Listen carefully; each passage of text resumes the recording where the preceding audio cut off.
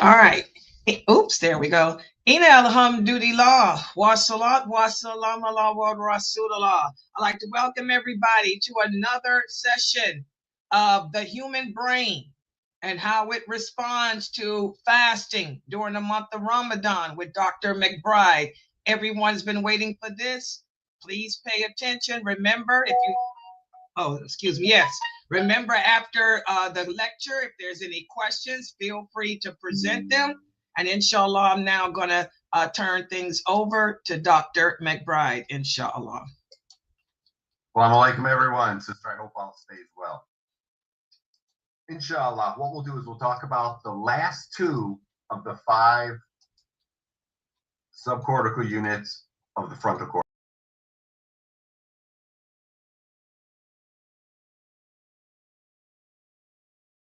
The frontal eye field. We've talked about the dorsolateral prefrontal cortex. Now we're going to talk about the orbital frontal cortex. And then we will also talk about the anterior cingulate cortex, which is right behind these. Hugely important the way it all ties together. Okay. So someone?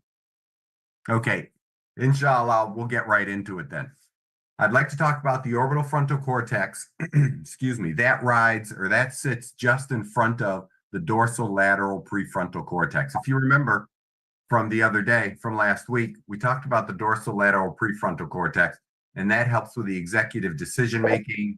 That helps with planning. It helps with goal setting. Well, think about right in front of that. If someone could mute their mic, someone still, we can hear you in the background. If everyone would check your microphones. The orbital frontal cortex sits right in front of the dorsolateral prefrontal cortex. This area is hugely important to social behavior. So I'm a big creationist, as Muslims should be. And it's really cool how we are literally our executive, our planning, our thoughts, our decision making, all this forelock stuff, as we talked about from Surah Al-Alaq, Surah 96, 1 through 16, how these are situated. So here we have the executive decision making. We have darn near the final decision making here before it gets pushed back into the motor units and the frontal eye field, your focus. Then there's some decision making. Then it goes back through into your motor area so that you commit to doing something or not doing something. And imagine right in front of the dorsolateral prefrontal cortex is your orbital frontal cortex, which is now trying to figure out how to make you fit in society. This is hugely important to social control and social behavior, because back in the day when we were running around in the African savannah, you literally, if you got pushed out of your village, out of your tribe, out of your group, you got to understand what takes place there. You don't survive. Not only is your tribe and your group mad at you, but maybe the surrounding groups you didn't get along with, and then you've got the animals to deal with. So this orbital frontal cortex, right in here, Brodmann areas 11 and 12, are literally the part of your brain that tries to make all the correct decisions. And if you remember, we'll talk about the emotions on the right and left half of that. You have on the left half, you only have 3 emotions. You have happiness, you got your way, surprise, you didn't get your way, and then anger because you're surprised you didn't get your way. But the beneficial side of that part of your brain is, imagine if every time you didn't get your way, you were embarrassed, you were worried, you were afraid you'd make a decision that absolutely didn't fit in, rather than pushing through, and the lion got to the zebra before you could, so you decided not to push through it, right? The left side with that anger part, the reason that's actually considered a positive emotion, if it's balanced with the right side, is because it allows you to push through those levels of frustration, or try just a little bit harder. You can see college basketball right now. You miss your first shot, whew, We don't want to see any players drop their heads and quit, do we? Coaches hate that stuff. So here you go. You're just going to try harder. You're going to try to get closer. You're going to try to get a better shot. You're going to try to get the ball back. You're going to ramp up your defense. If your offense is off, the anger, the motivation, and that's really important to motivation, which is the anterior cingulate right behind that. That is very important to pushing through things, that anger and that motivation under control. And of course, with those three emotions on this side, on the other side, you have the empathy, what we call understanding, how we describe understanding other people's feelings, other people's emotions. It starts in development from age, literally conception, through to about age 2 years old or so, 2 years of birth, 1 to 2 years. And that right side is the first part that develops, and that's the awareness of self and paying attention to your surroundings, right? Babies, they've got this automatic, what we call optokinetic reflex. They pick up on motion, and the minute something moves, their eyes focus on it. A lot of the parents, when they come in, the mother or the father carrying an infant or, a newborn, if the baby starts to cry, or a young one, if they start to cry and they're still in the stroller, I'll actually move my hands back and forth real quick, trying to pick up the baby's attention so that now they've got something to look at. And then I'll try to bring my hand back towards myself so that they'll see me move while I'm taking care of the parent.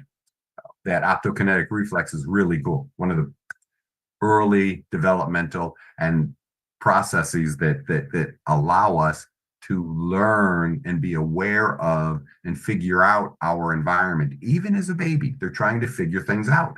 And then about the age of 2, the left brain kicks in and it starts asking all those why questions and the terrible twos. They still want to say no all the time because of the right brain, the negative stuff. They say no even when they mean yes. But the idea is now they are starting to ask themselves why and how does this fit in? And these movements I learned, what can I take? What can't I take? What do I have to give back? What's mine? What's theirs? That all develops early on. And that's the right side of the brain for that empathy, that what's going on outside? How do I fit in? What makes my parents happy? Da, da, mama, and the parents scream out of enjoyment. So the baby learns that sound is important. And to most mothers' dismay, it's easier for a baby to say da, da than it is to say mama. So that's not so much the love thing, although I told my children's mother it's because they like me more. But the idea is that it's easier for them to learn da da than it is mama. Even when you're trying to teach mama, they pick up da da first. So there's that. But they definitely, right after birth, they bond so tightly to their mother.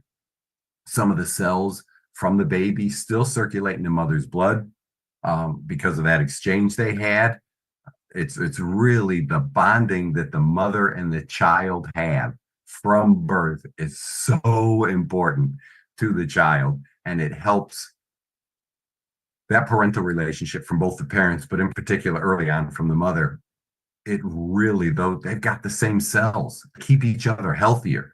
The baby was trained on the mother's heartbeat. The baby was trained on the mother's voice. The baby was trained on the mother's everything. You can hear the father talking to it, but it's literally, it was in tune with the mother. And hopefully that continues with most of our children, even after birth. Again, back to the brain and the development, though. That bonding, that everything, that helps that right side for the first 2 years. That helps that right side develop a relationship outside of itself if everything's going normal. And really important, again, remember, this area of the brain is some of the last to develop. This is the final growth up here for women in this prefrontal cortex or the frontopolar area. Is actually women usually finish about 20 to 24, and guys, we take a little bit longer. It takes us about 24. We start at about the age of, we finish at about the age of 24. With that in mind, there's a lot of training that goes in because we have to fit into society. And that orbital frontal cortex, like I said, with the left side initiating behavior, we want to balance that with the right side so that it's the appropriate, acceptable social behavior so that we do not get pushed out of our our group, our tribe, our village. Again, we are hardwired. We are designed to be here, and we should fit in with most of us. A few of us, there are exceptions that people just, they're wired differently, and there's research to support this kind of wiring and that kind of wiring. There's also, when we talk about, depending on how wide we go on the spectrum, there's, like we talked about before, if you lean left, imagine if you got the right amount of empathy, but you lead to the left. So now you're going to initiate a little bit more for the benefit of society. You're going to initiate things for the benefit of your family. For the benefit of others is the key point I'm trying to make. And that's it. So we can lean left or right. It's not necessarily all bad if we go left and it's just anger and it's just, the psychopathies, okay, psychopathologies. But if you lean a little bit to the left, they usually make real good empathetic leaders. They care about people, they care about what's best for everyone, and they try to lead us along that way. If you lean a little bit right, you're going to be the more caring. You may get into professions that develop or encourage caring behavior. You could be anything really. Imagine, even though there's all the stuff and the political stuff, pretend you're a caring police officer and you're willing to sacrifice your life every day for the betterment of the community. You're a caring firefighter. You're a caring nurse, doctor, whatever. Imagine you're a caring garage mechanic and you always do great work because you want your clients to benefit and keep their cars on the road, to save money, to keep their families safe. Does that make sense? So you can be anywhere in there, and leaning, the closer you are to middle, ideally, it would be cool if we're all 50-50, but then we'd all be so much alike. It might even be boring. But the idea is, with that orbital frontal cortex, that's where your social behavior stems from. It's right here, like I said, right there by, you've got your decision making with your dorsolateral prefrontal cortex, you've got your frontal eye field, paying attention and concentrating on things and focusing on what's important. And then right behind that, you've got your motor, premotor, and supplemental motor areas. And that's where the action steps take place once your brain has decided to do something. So that's the orbital frontal cortex. And it's really cool because the left orbital frontal cortex is really important to helping the left dorsolateral prefrontal cortex with goal setting or goal achieving. And the right orbital frontal cortex, imagine that's firing at the same time, because the brain, both parts are on all the time. And it's really important to know, as I'm trying to achieve these goals and I'm initiating steps, that the rest of my brain is decided on. And that's what we're going to do. My orbital frontal cortex then helps the left side focus on the successful achievement there. The right orbital frontal cortex is really cool because that's on at the same time. What the right side, remember, the right side is great in inhibiting, the left side is great at initiating. Well, imagine now here, what do I want to inhibit? I don't want to inhibit my goal achieving. I want to inhibit my distractions from that goal. Does that make sense? I want to inhibit any desires, any distractions, I want my left side to remain undistracted and focused on the successful achievement of those goals in accordance with benefiting society, benefiting someone other than just myself, if that makes sense. It's not a bad thing to do things that are good for you. We're told to do that. We're told to treat ourselves well. But it's also very important that we don't get excessive, like the reelected white guy and his favorite friend. No thought process into who's hurt, who's harmed, who's whatever. Uncontrolled, right? There's no right orbital frontal cortex going there at all. They're just going after these things. They're very short-sighted, and it's really cool that the one guy, the friend, actually, his businesses are taking a big hit. And right now there's meme after meme after meme where his eyebrow lifts up because he can't answer a question, the heavy sighs, because he doesn't develop a big picture. All of his goal achievement, he's been hugely successful financially, but they're all short-term, benefiting himself, achieving goals. And that's the corrupted left brain example. It's all about accumulation. It's all about achieving that goal no matter what, no matter who gets hurt. And that's where the orbital frontal cortex comes in, because obviously his left is on overdrive and his right looks like it's completely shut down. It's almost like this joke I use all the time that I learned from Dr. Michael Longear. In his case, on the left, there's nothing right.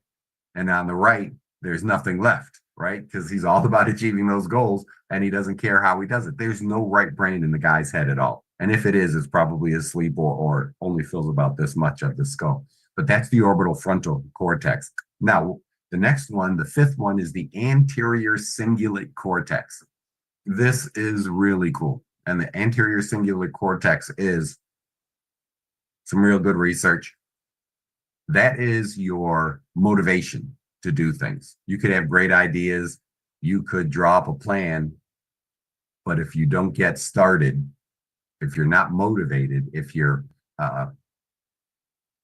don't initiate, and that's the anterior cingulate cortex. And again, the left side is going to initiate and the right side is going to hold us back. And in worst case scenario, if you've got an excessive right anterior cingulate cortex, or excessive left, then you are going to be manic all the time. And if you have an excessive right, you're going to be what all the time? Exactly. You're going to be depressed all the time. And if those two aren't in balance, you could have, if there's a problem there, that's where you could have your manic depressive episodes. You can see the anterior cingulate ramps up, oh my God, and it's out of control. Then you crash, and the only thing that's left is the right, and that's the self-conscious. It's self-aware, but it can also be self-conscious. It could also be wanting to do the right thing, afraid to do the wrong thing, and too self-critical. Excuse me. So that's hugely important, and that's where the right and left hemispheres come in. So those two work really hand in hand with the anterior cingulate, providing the motivation for everything to get done. And of course, hopefully it's in balance so that you are motivated to do what's right, and it will inhibit you from doing what's wrong.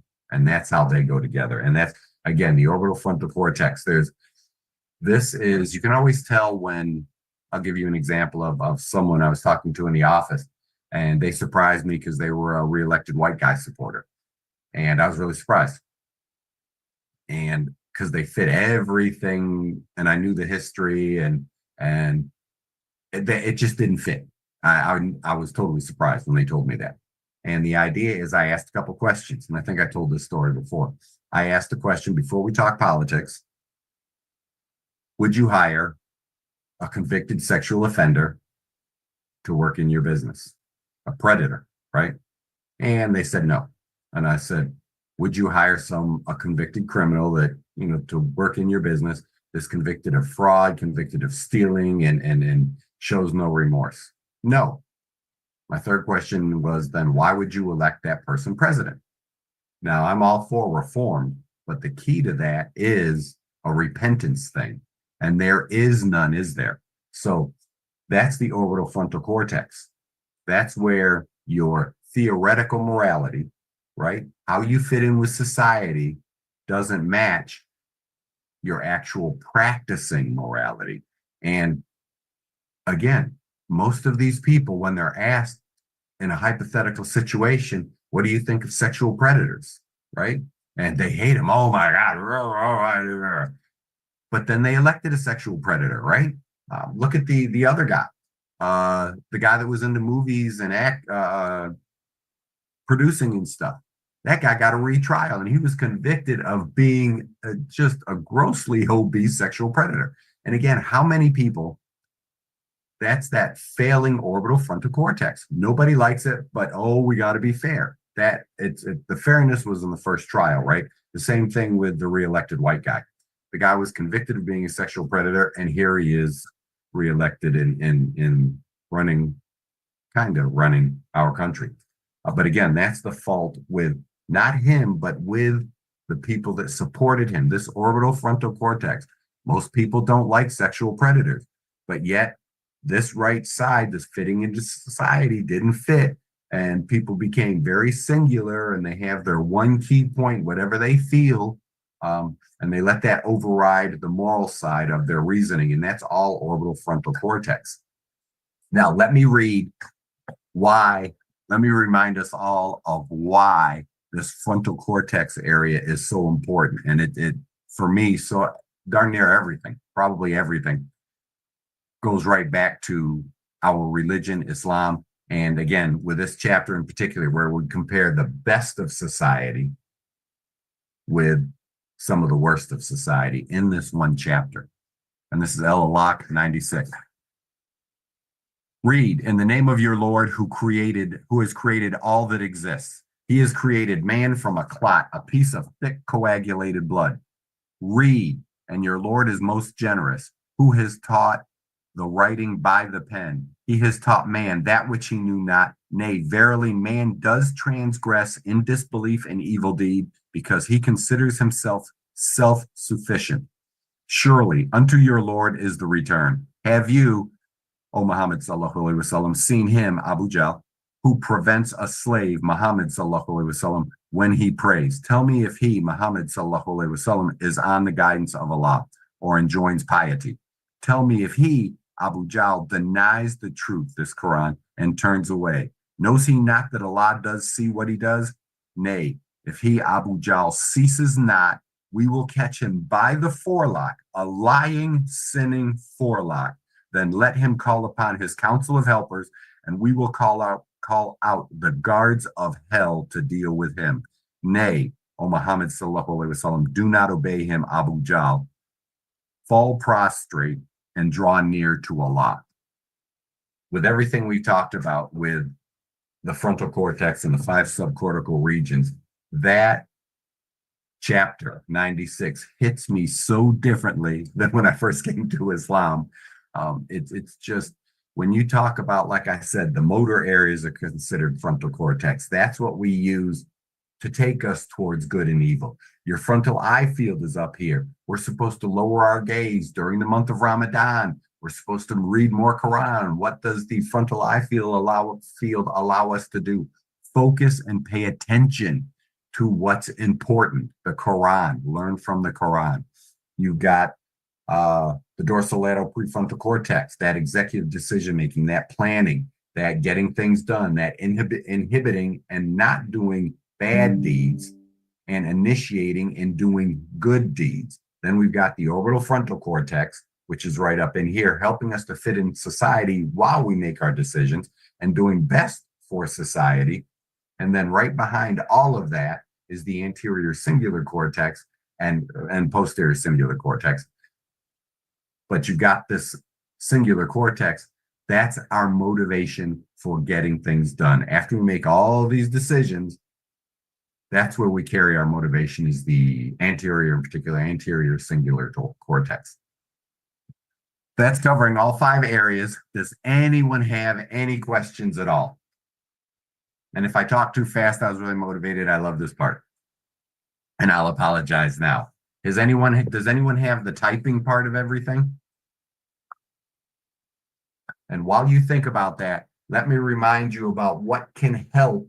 Again, it's real easy with some eye exercises that, if I can remind you, and for anyone that's new, we're going to talk about saccades, anti-saccades, and pursuits. Saccades are just fast eye movements, okay?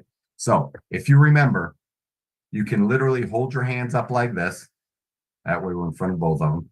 You've got your hands up like this. You can spread them out even farther. And if I'm going to target just, in this case, my left side, I want to make my initiation stronger. I want to make my goal achieving side stronger. I'm going to go ahead and move my fingers so that now this thumb should be right in the middle of my face. This thumb is off center on the edge of my peripheral vision. And what we're going to do is then I'm going to use saccades first. And I'm going to jump my eyes. If you can see them, my eyes will jump to the right thumb, and then my right thumb pulls it back. The frontal cortex, if you remember, the frontal cortex pushes your eyes to one side. Your parietal lobe pulls the eyes back. So this way, you literally use both thumbs, okay? I'm looking at this one. Now my eyes jump to the right, and then I use that to pull back. I leave my eyes on the thumb in the middle, and then I jump my eyes over and I pull it back. Now, if I'm going to do the other side, we do the same thing. I'm going to jump my eyes to the left and I'm going to pull them back. Then I'm going to jump my eyes to the left and I'm going to pull them back. And then I'm going to jump to my eyes to the left and pull them back. If you have a partner, what's really cool with that, if I'm stimulating my right hemisphere, then I'm over here, right? So I'm over here. So what you can also do is, if you're doing the wiggle and the partner, pretend this is somebody else's hands. These are somebody else's hands. When that thumb wiggles, that's when my eyes jump. Well, what you can also do if you're the patient or you're the person with the eye movement, you can actually take that hand, because that's what the right brain is controlling the left body. When the finger wiggles, you can take the same sided hand and touch that finger. So now, not only are you using the frontal eye field, premotor, motor, and supplemental area to do this and to focus, and you're deciding to do it, and not only are you doing it for that, but you're also really emphasizing coordination with the motor, supplemental, and premotor area. And you're also going to the touch, right? And don't just hit their hand, literally try to just touch the thumb, boom, without looking. You should know where that is, okay? And then, of course, it's the other way, the other side. Right behind saccades is anti-saccades. That requires the partner. And what you do is, when the finger wiggles, you look away. You don't look to the finger that wiggles. This is the override. This is teaching this inhibition and motor control and making a good decision. This is the instinct. This is the automatic looking there. But what you want to do is you want to learn to inhibit some behavior. Suppose you get angry easy. Well, this is a great test right here and a great training. The finger wiggles, and rather than responding automatically, you inhibit that and you jump to the opposite side. So this wiggles, you look over there. Pull it back if you want to. But this wiggles, you look over there. And then what you do is you train that exercise in your partner. You alternate. Sometimes it's here, sometimes it's here, sometimes it's then it's here, then it's here, then it's here, then it's over here, then it's here, then it's here, then it's here. And you can literally train in that inhibition. You can improve the inhibitory skill set.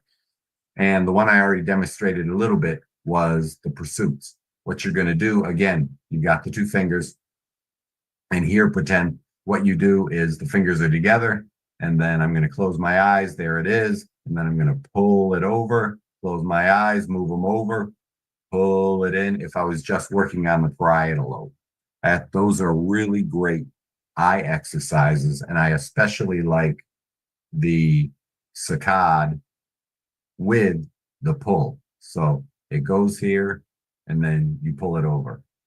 It goes here, then you pull it over. It goes here, then you pull it over. Okay, followed it. But what you're going to do, or you can do it with your partner. And when that finger wiggles, boop, you go.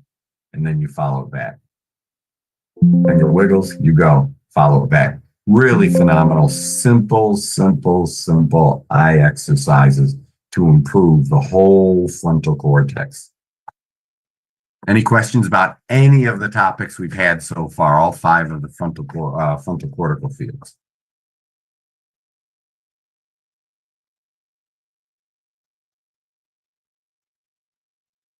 That's I'm all. sorry. I'm sorry. Go ahead. When can you tell me about the how do I do the exercise? I'm so sorry. I missed it. Which one? Because I want to work on my left side. So Okay. which finger do I put up? I'm sorry. Yeah, no, absolutely. Remember, for you, sister, and everyone else, is Sister Aya around? For everyone out there, what you want to do is, if I want to stimulate, this is my left side. If I want to stimulate my left cortex, this is the only part I need work on. Then I am going to deal with the right side of the body. Nothing over here. I want to go right, except smell. I'm sorry, except smell. Don't forget, while you're doing all these exercises, in your case, Sister Layla, I would recommend what you're going to do is put a smell that you want over here that you like, put it somewhere on the left side so that you can smell it while you do the exercises. Because remember, smell is ipsilateral. And the reason I'm telling you this is because I like combining exercises or stimulations with a patient. I'll do smell, I'll do light, I'll do sound, and these kind of movements. Now, the left side, if I'm going to stimulate left hemisphere, and move over a little, what you're going to do is, this is the movement finger. Okay, so if you're doing it by yourself, and you can do these things, this one you can do by yourself. You're going to stimulate the left frontal lobe, and the pulling back is the left parietal lobe, what we call visual pursuits. So the jump, this movement, my eyes jump over here, is a saccade. That's a frontal lobe activity, okay? And then this is the parietal lobe pulling the eyes, following the finger. It's called a pursuit. So for the left, your eyes are going to jump to the right visual field, right side, and then you're going to pull it back. Then you're going to jump again. I'll move my head so that you can see it, but keep your head steady, okay? So it's here. Pretend it's only my eyes. They go there. Then my eyes get pulled back and they stay here. Then my eyes jump again, and then they get pulled back, and then they stay here. Then just my eyes jump over, pull them back, and they stay here. Does that make sense? Yes, I got it now. Thank you. And I would recommend, believe it or not, if you guys, while we've been talking, it's really important for all of us. And I'm reminding myself, I was doing some writing today, and I was like, oh, I can't believe I forgot this thing that I was copying over. Everything we talk about, literally apply it to yourself, make yourself a better person, make yourself a better role model for you, for your family, for your kids, and then share it with your children, with your spouses, with other family members, friends, and coworkers. Some of the things I do when I see something and that person really needs this would help. I'll literally teach something. A friend of mine says, man, he does this stuff all the time. He's always talking about this stuff. Well, it's the idea. I might have seen it, someone in need, and then I'll just start talking about the differences, and hopefully they pick up on it, and they'll take the left side or they'll take the right side information and they'll add it to their lives. I mean, this stuff, it's literally, with better brain function, we've got better body function. Think about with brain and the immune system. Most people don't realize, and we should, right? The brain controls everything. So imagine if you're hyper left, what do you think's going on with your heart rate? Is it high or low? Somebody go ahead and shout. I would say low. It's high. It's high? If you're hyper left, that's your initiation and go side. Okay. Does that make sense? So yes. If you're hyper right, that's your inhibition in your calmer side. So if it's excessive, it should be lower. Believe it or not, though, the problem with the right hemisphere is it influences the left side. I'm going to make a very general statement, and scholars can't argue against me with this because it's very general. The left only deals with the right. The right actually picks up both sides. Strokes. Left-sided strokes are easier to rehabilitate than right-sided strokes because the right is aware of both sides. They both cause damage, but the right side is harder to work with. And the reason I say that, or it's harder, it requires more effort. And I deal with right-sided stuff all the time, right-sided, right brain stuff all the time. And it's a little more challenging, but man, when it catches on, life changes. But the idea is that if you are too strong on the right also, a negative could be you're going to be very emotional also. Does that make sense? So that could also, the right side could make you sympathetic dominant as well as parasympathetic dominant. If you remember the sympathetic and parasympathetic, what we talked about before, the right side is involved with both of them. The left side is more sympathetic and more on, go, go, go, whereas the right side tends to ramp things down. So that's why I pointed out the left side. Let me ask another question, and you guys can just answer it to yourselves or say something out loud, type in if I can.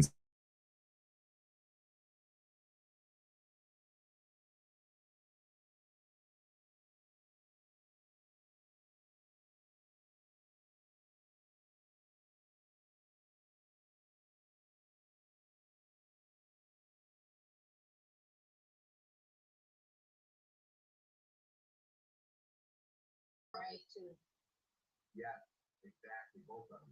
The right side does not respond as quickly. The right actually will inhibit things, and that's where you get these crazy, believe it or not, you get these crazy allergies and stuff from.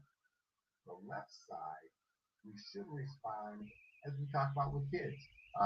We were just talking about it last night here at the house when we were the children, my kids and I shouldn't say children, I should say young adults now. When my kids and I and my mother were talking, and they were talking about the measles and now how it's become so deadly, even amongst kids. And back when I was growing up, my mother said, and she made the point, the younger you are, the less life-threatening it is. But they used to share that stuff. If any of you are old enough, somebody got sick with the measles or certain diseases, man, everybody pushed the kids in that house. All the kids got sick at once, and then we were good for the rest of our lives, right? So that's what we did that with chicken pox. Yes, absolutely. That too. Absolutely right. So that's what I'm talking about. That's where hopefully we're all balanced, right? Both sides are working evenly. And what happens is you should respond to these invaders, especially like my patients that are school teachers or some of my students. Every time I turn around, especially the adults, the teachers, man, they got another cold from another kid, another cold from another kid, another cold from another kid. And the idea is you should respond to colds. You should at least get sniffles. The people that say I never get sick are the ones that may show up with these crazy cancers because nothing fought anything off yet. You should get sick once in a while. I just got over a cold. I'm not known for getting sick in the office. My lifestyle is, alhamdulillah, I follow the Quran as much as I can. But I get sniffles every now and then. And I just got something that actually made me feel a little bit low energy for the past couple of days. And I know, thank God, my immune system's working. I feel great today, alhamdulillah. So it's really important to understand that balance. And of course, we don't want super left because then you get all these autoimmune things going on. You're hyper reacting to everything. And that's where something like the wheat, I'm having a brain freeze. Everybody's because of its high protein content, the protein in wheat, it's called oh my gosh.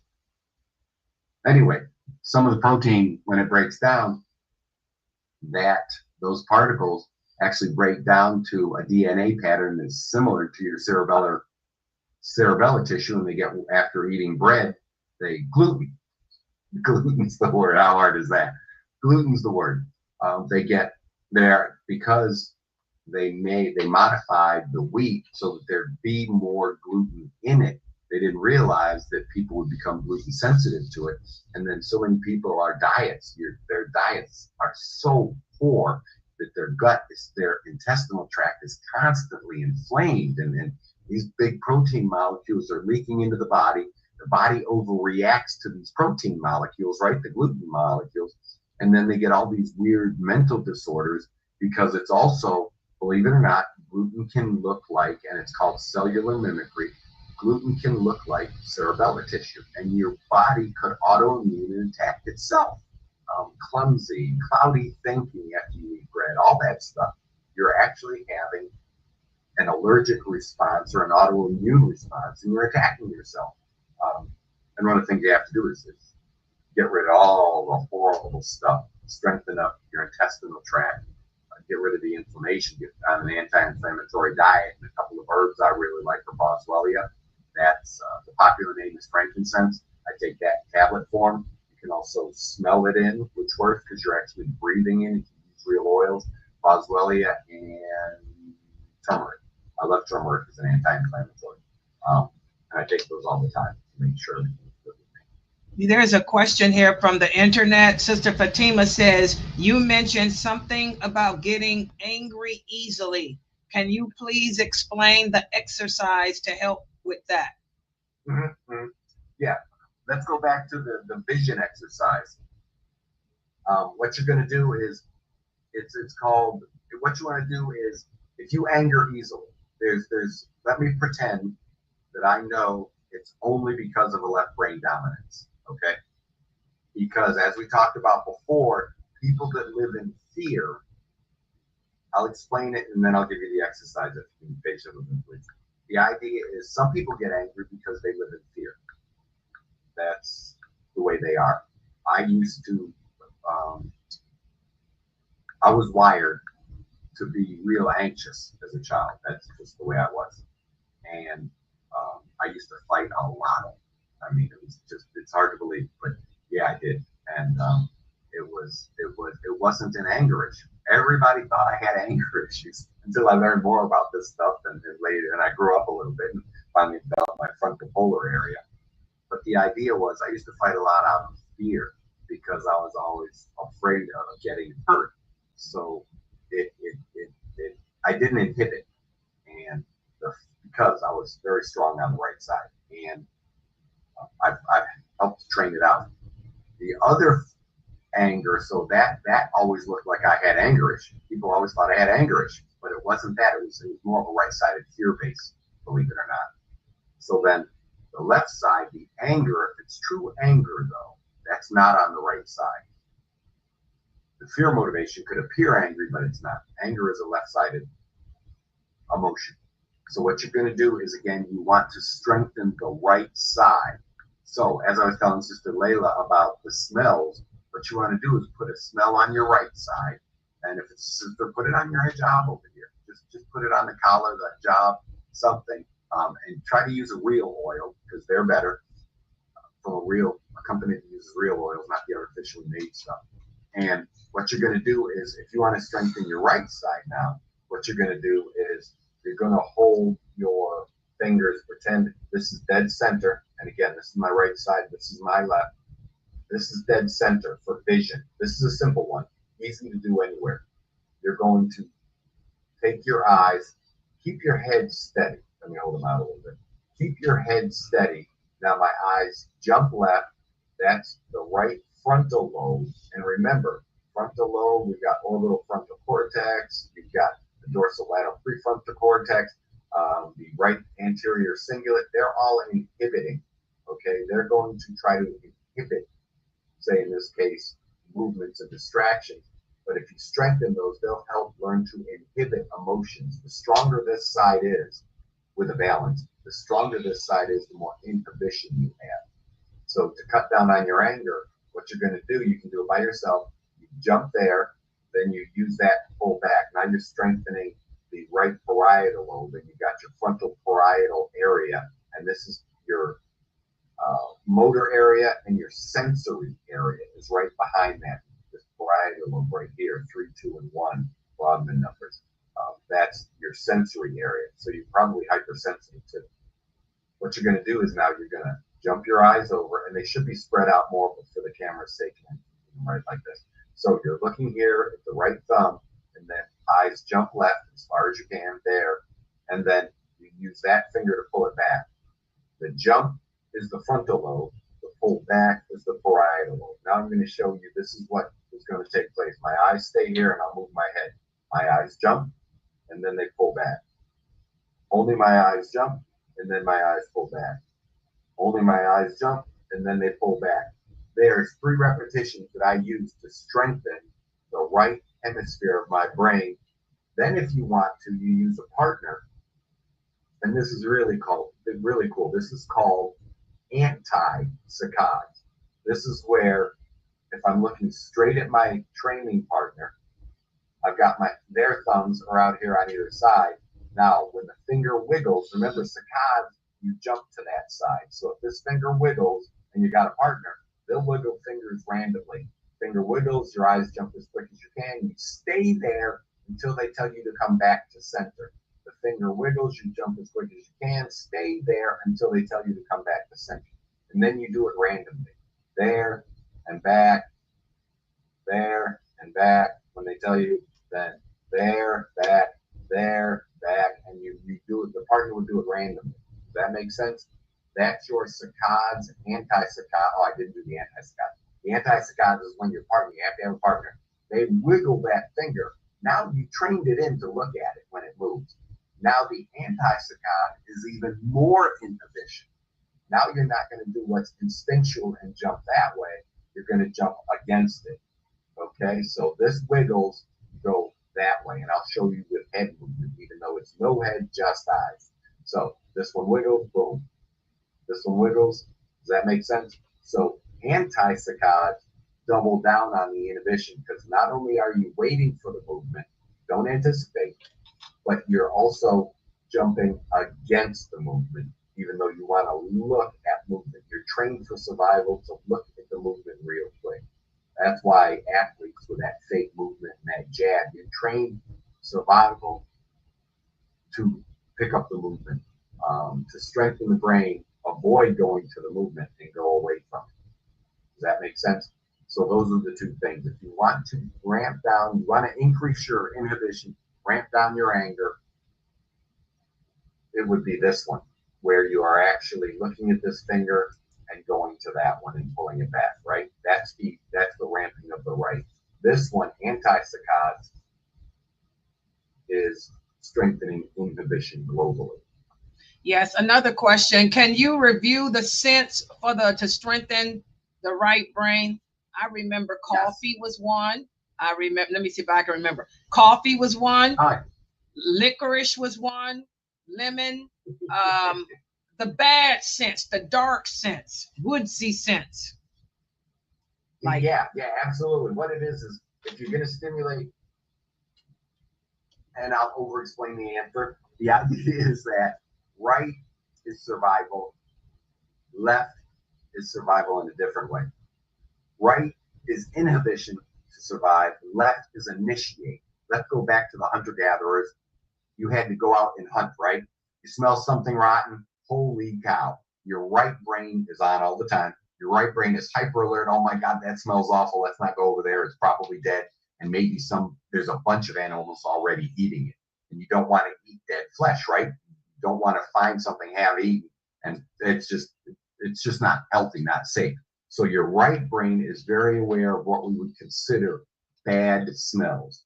Left brain, on the other hand, wow, that fruit smells good. Holy cow. I like that. That the fruit must be ready. The tree is in bloom and it's blossoming. And I know that's going to be a fruit tree. So I'm going to pay attention to that tree from now on. I'm going to pay attention to those plants.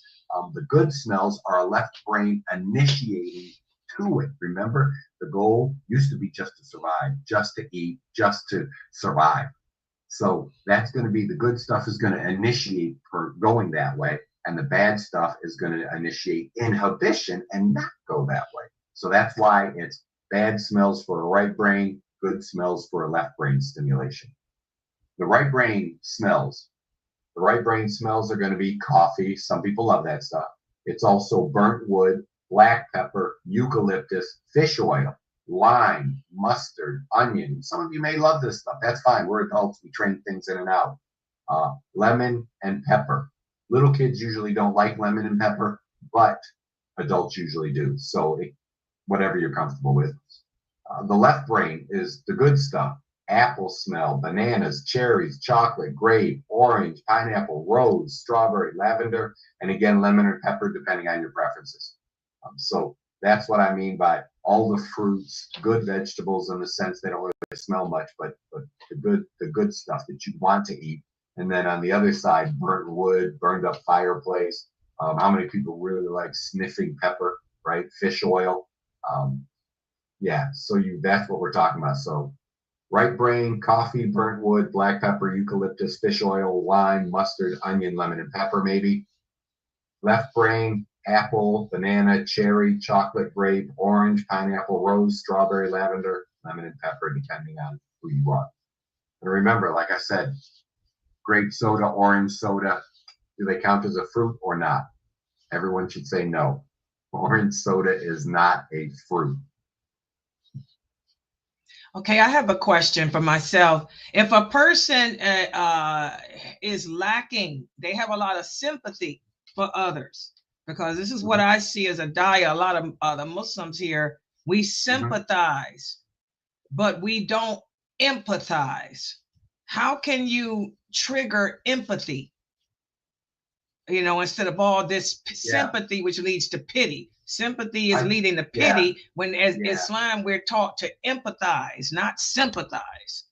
yeah. No, that's awesome. I like the way your explanation is a really, really, really cool definition. You can feel bad for other people, right? You can be sympathetic to their cause, but empathy is literally going past sympathy, going past pity, going past feeling bad, and you actually put yourself in that person's position, and you can feel their pain. You can feel their emotions. You can actually even almost read their minds on what they're thinking when they're expressing whatever's taking place. That's the big difference between sympathy and empathy. And again, empathy, think about my example of the person that voted for the reelected guy. It's she could sympathize with the people getting hurt and the threat, right? The threat of a predator being in your workplace, the threat of an overt, no remorse criminal that likes to steal all the time, right? No empathy there. She could sympathize with that. But right there, that orbital frontal cortex, you're missing the empathy part. Now you try move it over into action, and not only do you feel bad for them, but you try to do something. A friend of mine years ago said, and it still stuck with me. He mentioned that both types of people can empathize, right? In terms of rich and poor. And he said the thing is, and that's really important in the Quran too, uh, if you can't afford to donate money, then he always said what we do is we donate time. Rich people, time is money, right? Everything is, oh my God, they 5 minutes for this phone call, da, da, da, da, da, da, and they're better planners and time controllers than I am. And the idea is then rich people are spending, if they're making money, it's better that they do it making money, but they should also empathize and donate money. Does that make sense? So both of us are being empathetic, although the more people donate money, the more they say, oh yeah, you can tell they really care. And then they negate the efforts of the rest of us that donate our time to our facilities and our communities. Does that make sense? So it's literally empathy is actually, it's not just feeling bad, but it's knowing how bad things are happening. And you really, if you can't do anything else, you share a smile with a brother, but you do everything you can, right? The empathy. And that's still, that would be the balance between right and left, in the sense that you've got to come off the sympathy and you've got to initiate and act and really empathize with someone, move something out of the way, feed someone. Ramadan is a perfect example of how we should be training it in right now. It's really, that's tough. That's tough. I would say you literally want to be doing saccades and anti-saccades with a partner, because you want to activate both hemispheres. You really want to tie in my compassion for other people and my empathy with action steps. You have to bring those two together. Alhamdulillah, mashallah. Yeah, are there any other questions or comments? It's almost time for Dr. McBride to break his fast, and me too, for that matter. We're on the same time, Yes, I think. yes. Okay, well, mashallah, this was very, very good, very, very informative. Everybody is saying, as usual, how they love this, and how some of the people are saying here that they've been doing the exercises and they can see the change. And I shared with you guys, me too, because last week, remember, I had my health and awareness. You know how they come out once a year, US Medical, and do the health and awareness check on you. And for the first time, they ask you in the beginning to remember these 3 words. And I never could remember them, but I still remember them. I just forgot them, but I remember she did the whole health and wellness lasted a whole hour. And at the end of the hour, she said, what are those 3 words? And I just rambled them off. And she said, oh my God, you remembered them. She said, very few people remember all 3 of them. I said, yeah, I've been strengthening my right hemisphere and my left hemisphere. Oh, subhanAllah. Subhanallah. Yeah, so yeah, a lot of people are saying that they can see the change in themselves too. And we spoke about goals, setting goals, since we're almost at the end of Ramadan, setting goals, long-term goals for things after Ramadan, and they're setting short-term goals for the last 10 days. One of the sisters here has a final question. She said, give her some more help on her short-term goals for Ramadan. She's trying to set, for example, what is it, your goal, sister? Give me a goal. Okay, one of her goals, she said, is to remember the tashahud, the tashahud. How can she strengthen that, her goal to memorize that? And her time, she said, is by the end of Ramadan. I got to tell you, one of the biggest things you can do, this is an easy one. It really is. What you're going to do is write it down. It's every time. Well, pretend you can't do it every time. But what you're going to do is, we talked about it last week with the sister when she asked about improving her speech delivery. One of the things you can do is literally, the first step you do is write things down. Yes, I type, but I got to tell you, I write. I'm finishing up a book now, inshallah. And you better believe I wrote everything out first. I wrote everything out. Then I transcribed it into the computer and on a thumb drive, but I write everything out, because not only are you thinking about what we're doing here with memory, I'm thinking about it, right? And you're thinking about the tashahud, and you're thinking about it. So it's there. Then as you write it down, you are actually moving it from just the thoughts into action step. You would be as little as this is, and you can belittle it if you want to, but it's important to take an action step, and writing is one of the simplest action steps you can take. You are going to write it down tonight before you go to bed, and what's really cool, if you want to learn something, study it just before you go to bed. Whether you put in an hour, 2 hours, whatever the thing is, whatever is the most important, go ahead and study it just before you go to bed. And if you can, try not to use a computer. If you can read a book, if you can write things down, if you can do whatever. Like right now, when we finish this call, write down the tashahud. Write it down, literally write it down 5 times or 10 times. Just write it down. Then say it out loud. After you've written it down 10 times, the same thing. It's a motor action. It starts to ingrain in there, and your brain says, this is so important that we took action for it. Okay, you got to tell yourself it's important. Then what you're going to do is read it 10 times. Set it down. Now it's all in there. Your brain, believe it or not, remembers everything. What you got to do is train it into what is important to remember, because the right brain likes to forget. It's called catastrophic memory or catastrophic forgetting. It likes to push things out so that there's other stuff that doesn't. Imagine if you could remember everything, how much you'd have to scan through to get it right. Some of these autistics are savants, photogenic memory.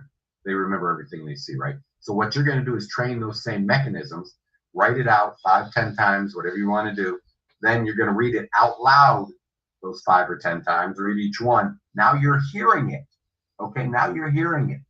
And you're using your verbal centers, again, by speaking out loud. You're using motor centers, again, fine motor skills. You're training it into your brain, and then you're going to read it out loud or quietly, but I recommend out loud unless you're going to wake people. Just before you go to sleep tonight, read it 5, 10 times, and then your brain will, it'll go crazy. Do that for the last 10 days, literally from now until, and you'll own it. Write it down, say it out loud, and you'll inshallah, you will own it. And I'd recommend that for everyone. if you've got short-term goals, if you have a problem, one of my big things was I poo-pooed and it was all woo-woo science, writing things down. Now I've got literally, I've got gifts of notebooks that I write things down so that I can see it, I can consider it important, and then I can branch thoughts off of it. One of the things that works to sleep better at night, believe it or not.